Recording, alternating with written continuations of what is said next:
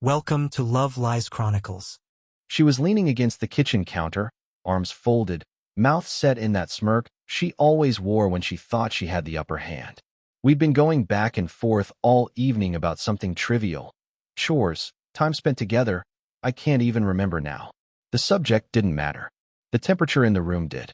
"I don't belong to anyone," she said, tilting her head like she was explaining something to a child.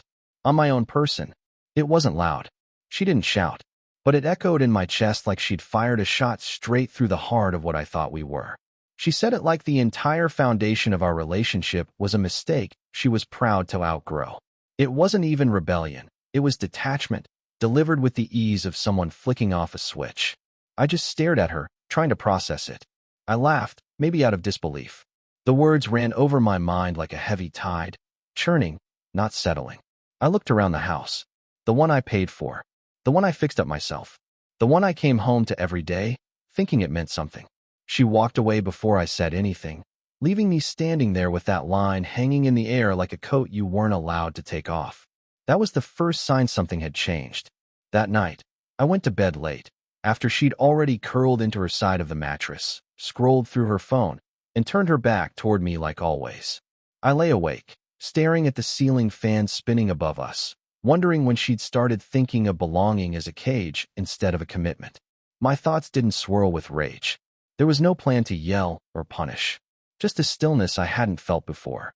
Not numbness, clarity. If she didn't think she belonged to anyone, then I wouldn't act like she did. It wasn't about revenge. The next morning, I got up early. I usually made us coffee, asked about her day ahead, and gave her a peck on the cheek before leaving. That day, I brewed one cup and took it with me. She mumbled something when I grabbed my keys, but I didn't respond. Not coldly, just peacefully, as if there was nothing that needed to be said. At work, I was quieter than usual, focused, efficient, but my mind stayed hooked on the shift I had felt. I realized how many little things I did each day that were rooted in this invisible sense of duty. Texting to check in, asking if she needed anything from the store, picking up prescriptions she'd forgotten. She'd called it care once. Now, apparently, it was possession. That night, I got home, put my things away, and saw her sprawled on the couch, half watching some reality show. She didn't look up. Usually, I'd sit next to her, try to engage, maybe cook dinner if she hadn't. But I went to the other room. I heated leftovers for myself, sat at the kitchen island, and ate alone. She noticed. I could feel her watching from behind the wall, but she didn't say anything. She wasn't used to being ignored. Her power had always been in knowing that I would show up, speak first, break the silence. That's when I realized how much I had enabled the distance between us by constantly trying to fix it.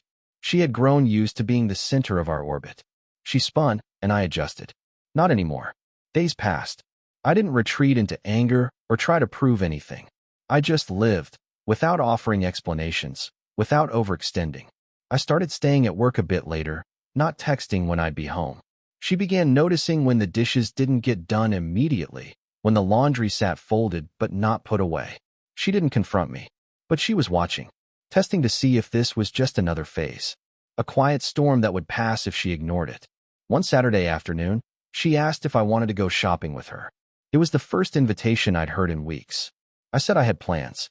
I didn't offer an alternative. She blinked, nodded, and left with a half shrug.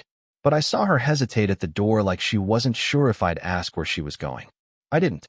Instead, I turned on the record player, something I hadn't done in months, and played a jazz album I used to love, one she never liked. I poured a drink, called an old friend, and spent the next hour catching up like I had all the time in the world because I did. She came back 3 hours later with bags in hand, and a look of confusion on her face. I was on the porch, talking to a neighbor. She watched me for a moment through the screen door, but I didn't stop the conversation or run to help her carry anything inside. Later that night, she tried to spark a conversation, something casual about the new dress she bought. I smiled, complimented it, and went back to the book I'd been reading. It was a tiny moment, but her smile faltered. Her fingers curled slightly at the edge of the counter, like she was gripping something to stay grounded. I could see the gears turning. Something was off, but she couldn't name it. She had said she didn't belong to anyone.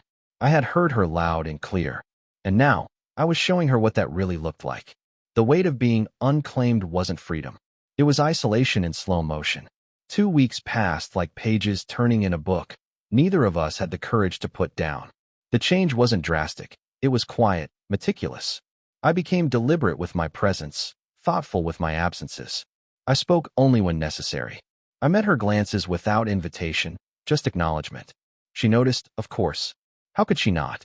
But pride is a thick veil, and she wore it like armor. She'd throw out small remarks, casting them like fishing lines, hoping I'd bite. "You're really into that book lately," she said one night while I read by the fireplace. "It's well written," I replied, without looking up. Moments like that became common, her initiating some threadbare conversation, me answering with polite efficiency. The tone between us hadn't soured. It just cooled, a soft frost in the air that settled gradually, inch by inch. She still went about her routines, morning coffee in her oversized mug, scrolling through her phone while curled up in that blanket she loved, slipping out to her yoga classes on Tuesdays and Thursdays. From the outside, it might have seemed like we were functioning. Inside our walls, though, something hollowed out.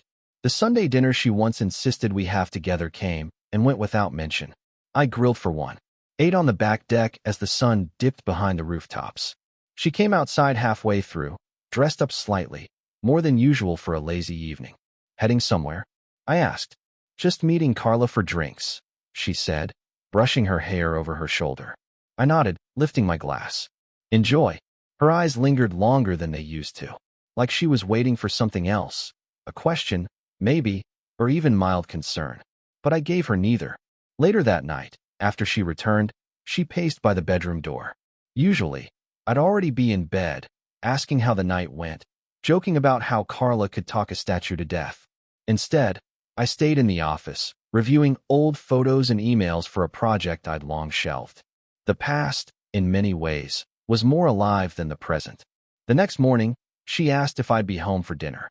It was the first direct inquiry in days. "I'll see how work goes," I said, zipping up my jacket.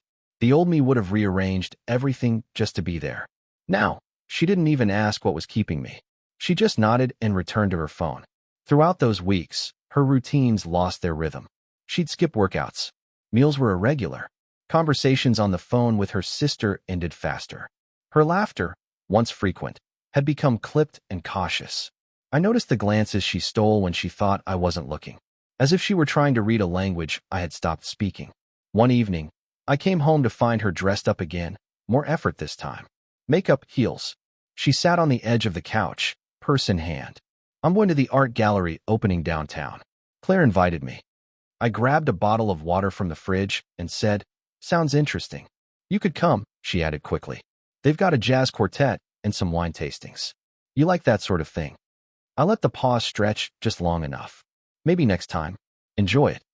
She smiled, but the corners of her mouth betrayed a hint of disappointment, maybe even confusion. The next night, she stayed in, made dinner. The house smelled like roasted garlic and something lemony, one of the recipes she used to prepare back when things still felt tender between us. She set the table for two, lit a candle. I walked in, saw the effort, and paused. "You cooking for someone special?" I asked casually. A flicker of irritation passed through her eyes. "I thought it'd be nice to eat together." I nodded, sat down, and complimented the meal. We ate in silence. She offered a few stories from her day, small updates from mutual friends. I responded where appropriate, but the warmth she hoped for wasn't there. Halfway through the meal, she said it without looking up. "Are you seeing someone?" I nearly laughed. Where would I find the time? She didn't press further, but I could tell the question hadn't come from suspicion. It was curiosity, maybe even projection. I cleared my plate, thanked her for dinner, and retired to the guest room, claiming work needed finishing. That door, the one she used to lean against, chatting with me while I typed, now stayed closed. One night, I saw her scrolling through my social media. My reflection caught in the hallway mirror as she browsed through my photos. There weren't many. I didn't post often, but she stared at an old picture, one from a company picnic where I was mid-laugh, holding a drink, arms slung casually around a friend's shoulders. She zoomed in, studying it. Something flickered in her then. That ache people feel when they realize they've been watching a story they're no longer a character in. She began dressing with more care. New outfits showed up in the closet. Perfume I hadn't smelled in years returned in gentle wafts as she passed me in the hallway. But still, Her eyes always searched mine, waiting for an echo of affection that no longer came. It wasn't that I ignored her. It was that I treated her like someone I no longer needed to reach for. Because I didn't, she had pulled her hand away long before I let go. Now, she was beginning to wonder whether anyone still saw her at all. And soon, she'd have to ask herself if being untethered came with more than just freedom. It came with silence. And silence is louder when no one's listening. A shift had taken root in the house, subtle but unmistakable. She walked through rooms like someone trying to remember where they last belonged. The mirror caught her glances more often now, and her routines, once effortless, began to look rehearsed, like she was trying to convince herself the reflection was still enough to be noticed. She started spending more time preparing before going out, even when the destination didn't warrant it. A casual meetup with a coworker suddenly required makeup and heels. Evening walks became opportunities to wear clothes she had saved for formal events. But the effect wasn't what she hoped for. People were polite, cordial, and indifferent. And those subtle reactions stung her more than any insult ever could.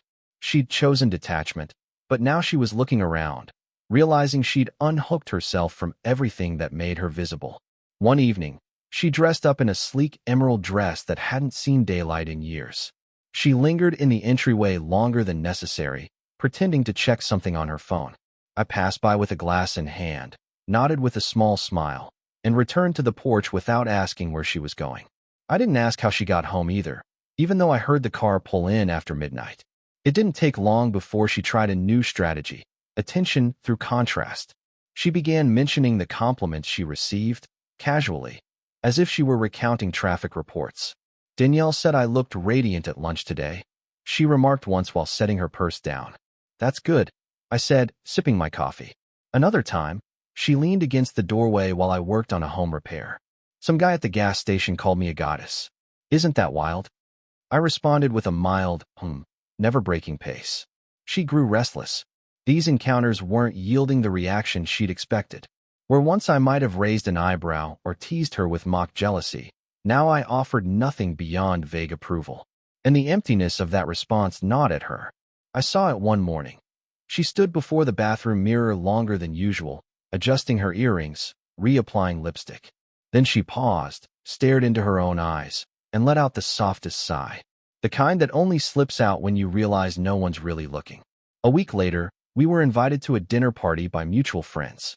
She accepted the invitation for both of us without asking and handed me the card as if it were a shared obligation. The night of the event, she wore a crimson dress with low shoulders, her perfume a blend of sweetness and memory. She floated around the room, smiling at old acquaintances, leaning into conversations, laughing just a little louder than usual. But something didn't land. I watched from across the room as she tried to ignite a spark with others. Light flirtation, playful jokes. They were polite, but distracted. The attention she used to command now dispersed elsewhere. Then I saw it. That quiet panic behind her smile, the quick glance around after a story fell flat, the way she tilted her head when someone looked past her toward someone else. That panic grew with every second she didn't dominate the moment. By the time we left, her mood had soured. She sat silent in the passenger seat, fingers clenching her coat in her lap. I didn't ask what was wrong. Instead, I adjusted the rearview mirror and focused on the road. Later that week, I received an invitation to speak at a local conference for professionals in my field. It was flattering, an acknowledgement I hadn't pursued but certainly welcomed. I accepted, and when I mentioned it casually over breakfast, she froze mid-sip. That's great, she said, too quickly. Who invited you? Carlos, I replied, buttering my toast. He liked the article I published last month. She offered a muted smile. I could see the wheels turning. I left for the event in a crisp blazer, arriving early. The crowd was engaged, the questions thoughtful. Afterward, a few attendees asked to connect with each other. Among them was a woman who taught design at a local college. Her conversation was warm, intelligent, and devoid of any pretense. We talked for a few minutes. Nothing inappropriate, just mutual respect layered in shared passion for what we did. When I returned home, she was seated on the couch, one leg curled under her. How was it? She asked, eyes scanning my face. Productive. Met some great people. She waited for more, for a mention of faces or names, but I left it there. Over the next few days, her behavior shifted again. She cleaned parts of the house I hadn't seen touched in months, cooked meals from recipes we hadn't tasted since our honeymoon phase. She brought up old memories in the middle of ordinary conversations. Remember when we got lost in Santa Barbara and ended up at that tiny jazz bar? I nodded each time, appreciating the recollection without revisiting the sentiment. The final thread came loose at a brunch with her friends. She arrived before I did. I parked, walked into the restaurant, and caught the end of her sentence as I approached the table. Honestly, these days, he barely even notices if I'm there. They laughed lightly, unsure if it was a joke. When she saw me, her smile brightened unnaturally. The others offered the usual greetings, but their expressions held a hint of curiosity, as if trying to match her words with the man now sliding into the seat beside her. I looked at her across the table and said gently, "Next time, just let me know if you'd prefer to come alone." The color drained slightly from her cheeks. For the rest of the meal, she sat quieter than usual, stirring her mimosa with the tip of her straw. She had carved herself out of the painting, assuming the gallery would keep her portrait hanging anyway. But now, even the background had faded. She was beginning to understand. Unclaimed didn't mean admired. It meant unmissable. And there's nothing lonelier than realizing your absence weighs lighter than expected. The question came late on a Wednesday. We were in the kitchen, she slicing a pear, me rinsing a dish, and the silence between us had grown thick, like fog lingering long after sunrise. She spoke softly, her voice low enough that I almost missed it. "Why does it feel like I'm invisible now?" I paused mid-rinse. The water kept running, a steady hum between us. I turned off the tap, dried my hands slowly, then looked at her. "You said you don't belong to anyone," I replied, my tone even. "So I stopped claiming you." She set the knife down gently, the pear halves sitting perfectly symmetrical on the cutting board. Her eyes met mine across the island. No anger, just quiet disbelief. Like she was hearing the answer to a question she thought no one else had understood. "I didn't mean it like that," she said, voice brittle around the edges. "It was, in the heat of the moment." "Maybe," I said, "but you never took it back." She opened her mouth to speak again, but nothing came. Instead, she dropped into a bar stool, fingers fidgeting with the edge of a napkin. I walked to the cupboard, grabbed a glass, poured myself water, and leaned against the counter opposite her. "Have you felt it?" I asked. "That space between us growing larger by the day?" She nodded. "Just once." "It's strange," she murmured. "I used to feel like you were everywhere. In every corner of the house. In my routines. Even in my quiet moments. And now." She hesitated. "Now it's like you've become air, present, but unreachable." I drank slowly, then set the glass down. "I didn't vanish. I just stopped orbiting you." She blinked, swallowing hard. "I thought you'd fight harder. That you'd snap, argue, try to pull me back." I shook my head. I used to think love meant always showing up, even when it hurt. Even when it wasn't returned, but that's not love. That's dependency. She looked down, her thumb dragging over the condensation on her wine glass from earlier. "I've missed you," she said quietly. "But you've been right here. And still I feel gone." I stopped trying to anchor someone who cut the rope herself. Her shoulders sank. That armor she wore, once gleaming and smug, now appeared dented, its shine dulled by regret. She picked up the sliced fruit, nibbled at it absently, eyes unfocused. "It's been weeks," she whispered, "and I kept thinking you'd get over it. That things would reset on their own." Things don't reset. They evolve or they end. Tears formed, but she blinked them away, keeping her face composed. "Are we ending? We're already different. Whether that's the end or just the honest version of what we've become, that's up to both of us." She stared at the table, hands clenched now. "I was scared," she admitted, "that I'd lost myself in this marriage. I wanted to reclaim something. I didn't expect it to erase me from your world entirely." I leaned forward, resting my arms on the counter. "You didn't get erased. You just faded yourself out. I stopped coloring over your absence." The next morning, she lingered longer than usual, making breakfast with deliberate care, scrambled eggs, toast, coffee brewed just right. When I reached for my keys, she followed me to the door. "Can we talk tonight?" she asked, her tone tentative. I nodded. "We can." That evening, I found her in the living room, the same space that once echoed with the hum of shared laughter. She had arranged the pillows, lit a few candles, and even put on music, instrumentals, soothing but distant. She gestured for me to sit. "I've been thinking," she began, curling her legs beneath her on the couch, "about how we got here." I let her speak. She talked about her early years, filled with excitement, the shift that came with routine, and how familiarity made her restless. How she began to resent the very comfort she once craved. "Somewhere along the way," she said, "I mistook consistency for control. I wanted to feel independent again, like I hadn't given up my identity. And now," her eyes brimmed again, "now I realize I pushed away the one person who saw all of me, before I got lost in trying to be seen by everyone else." The room was quiet. I leaned back. "What do you want now?" "I want to be part of us again. Not owned, not claimed, just connected." I considered her words. Thought about how silence had become our language. How peace, once something we built together, now belonged to me alone. "I believe you mean that," I said. "But rebuilding something doesn't start with a confession. It starts with actions. Consistent ones." She nodded, slowly. "I can try. I'll watch." That night, I moved into the guest room. Gently. No announcement, no speech. Just a suitcase, toothbrush, and quiet intent. She understood. It wasn't punishment. It was space, earned by choices she couldn't take back in one evening.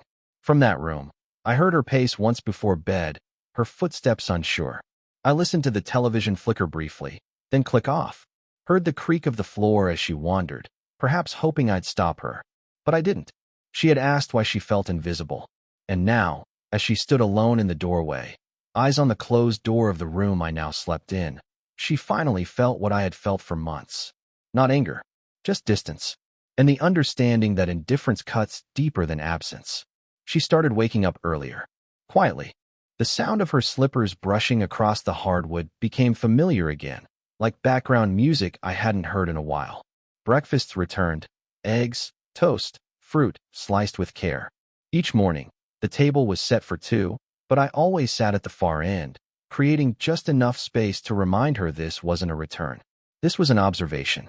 Over the next few weeks, she gradually re-entered the rhythm of our lives, with less performance and more presence. She'd ask about my day, really listen, eyes steady, phone tucked away. She started cooking again, not the flashier dishes she once used for show, but the simple meals I used to mention enjoying in passing. Little gestures. Intentional. Genuine. Still, I kept my distance. Affection had become currency she couldn't afford in the way she used to. She sensed it. Sometimes she'd reach for my hand while we watched TV, and I'd let her. But I wouldn't lean in. I wouldn't melt. Trust isn't a switch, it's a scale. And she had tilted it too far for balance to return easily. One Saturday afternoon, she found me reorganizing the garage. She walked in holding two mugs, offered one without a word, then stood beside me.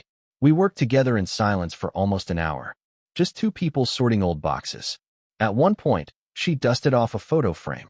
Our trip to New Orleans from years back. She smiled at it, then handed it to me. I nodded. She placed it on a shelf. She didn't push for nostalgia. That restraint meant more than any monologue ever could. Her friends called less frequently. The social whirlwind she once courted had settled. She chose calm over chaos now, quiet evenings over attention-seeking outings. One night, as we sat across from each other, she looked different. Softer. Not because she wore anything new, but because she wasn't trying to be seen. She was present. That was the night she broke the silence. "I miss your voice," she said, fingers wrapped around her wine glass. "Even when you're speaking, it feels like you're speaking to a wall I built, one I don't know how to take down." I considered her words carefully before answering. Walls don't fall in one swing. They chip away. Over time, if the person who built it starts removing the bricks one by one. A few days later, I caught her humming again in the kitchen, something soft and tuneless, but full of life. She didn't know I was listening. That mattered. She asked if we could go away for the weekend. Just somewhere quiet. No events. Just us. I agreed. A cabin near the coast. Rain hit the windows that night, soft and steady. We sat beside a fire, sharing a blanket, not quite touching but close enough to feel the warmth between us. We talked. Really talked. She told me she'd been unraveling long before our silence started. She had equated identity with detachment, thinking that separation meant strength. I wanted to prove I didn't belong to anyone, she admitted, her voice calm. But I ended up proving I didn't belong anywhere. I leaned back, watching the flames. You belong to yourself. That's never been a problem. You just forgot how to stand beside someone without vanishing. She reached for my hand then. This time, I let her hold it. The trip passed without drama, no grand gestures. Just two people learning to coexist again. When we returned, I noticed the subtle shift in her. She no longer tried to dominate the space. She moved through it thoughtfully, humbly, grateful. But I had a decision to make. A few weeks later, my company offered a promotion, bigger role, different city. I brought it up during dinner. Her fork paused halfway to her mouth. Would you take it? She asked. I'm thinking about it. Her eyes met mine. Would I be going with you? That was the moment. I looked at her across the table and answered carefully. I don't owe you a decision today, but I do owe myself peace. And lately, I've found more of it in stillness than I ever did in pursuit. She absorbed that without flinching.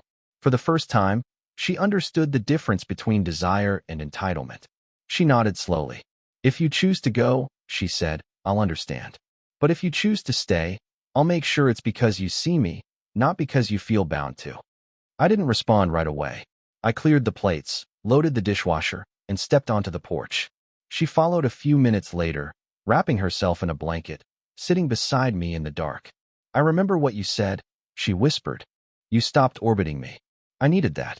I needed to learn how to stand still long enough to feel the absence. I stared ahead, the night air cool against my skin. Sometimes silence isn't punishment, I said. Sometimes it's the only language left. She placed her hand over mine, gently, without expectation.